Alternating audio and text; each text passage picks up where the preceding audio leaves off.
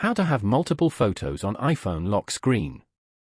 To get started, first of all go ahead and swipe down on your screen to open the lock screen. Long press on any part of the screen and tap on the plus icon at the bottom right corner. Then, tap on Photo Shuffle at the top. Here, tap on Select Photos manually below. Select the photos you want from here and then tap on Add. As you can see, you can now tap to preview all the photos you selected as the wallpaper. Then, go to the bottom right corner and tap on the three dots. Here, you can choose the shuffle frequency. For example, on tap.